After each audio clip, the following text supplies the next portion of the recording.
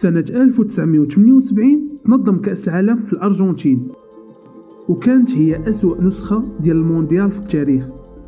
شنو هي القصة ديال المونديال 1978 وعلاش كتعتبر هي أسوأ نسخة في التاريخ؟ الأرجنتين في الفترة ما بين 1976 و 1981 كان كيحكمها الحاكم العسكري الديكتاتوري جورج فيديلا، اللي وصل للحكم بانقلاب عسكري على الرئيسة ديالو السابقة إيزابيل بيرون. في الفترة ديال الحكم جورج عاشت الأرجنتين أسوأ المراحل ديالها من الفقر والتهميش، واعتبرتها منظمة حقوق الإنسان هي الفترة السوداء، حيث تعتقل وتقتل وتشرد أكثر من 30,000 معارض، وخذوا منهم ولادهم وعطوهم عائلات آخرين يتبنوهم. فكان كأس العالم 1978 هي الفرصة ديال جورج باش يبدل الصورة اللي تخادت عليه في العالم. في الفترة ديال الاستعدادات أول قرار خداه جورج هو اعتقال المعارضين من باب الاحتياط باش ما يشوشوش عليه في الفترة ديال المونديال،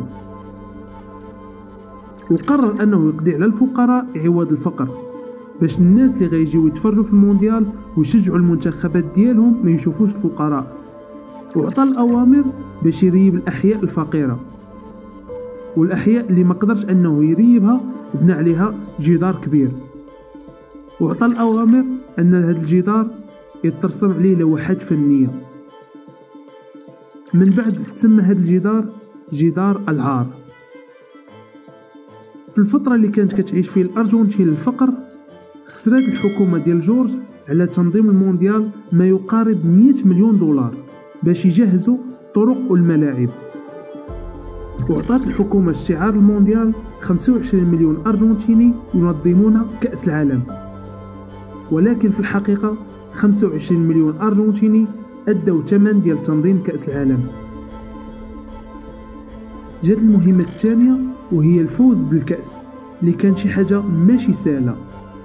لاعبين ديال المنتخب الأرجنتيني عاشوا الرعب من بعد ما جاهم تهديد بالموت أو الاعتقال في حالة الخسارة، وكان خاصهم يربحوا بأي طريقة، وهنا غادي يبداو التلاعبات.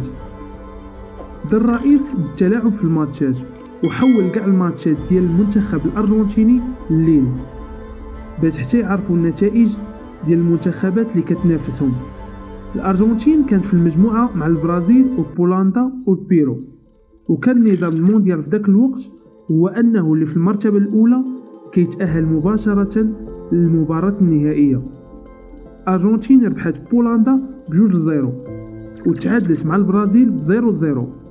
البرازيل ربحت بولندا ب3-1 وربحت البيرو ب3-0، ولات الأرجنتين في حالة حرجة وباقي ليها ماتش مع البيرو، وهنا فين كانوا التلاعبات. والأرجنتين ربحت ب6-0، لكن الفيفا ما قدراتش تثبت حالة الرشوة. لكن سايمون كوير في الكتاب ديالو الكرة ضد العدو قال أن الحكومة الأرجنتينية عطات 35 طن من الحبوب الغذائية لحكومة بيرو، وسمحت لها ب50 مليون دولار من الديون اللي عند البيرو في الأبناك الأرجنتينية.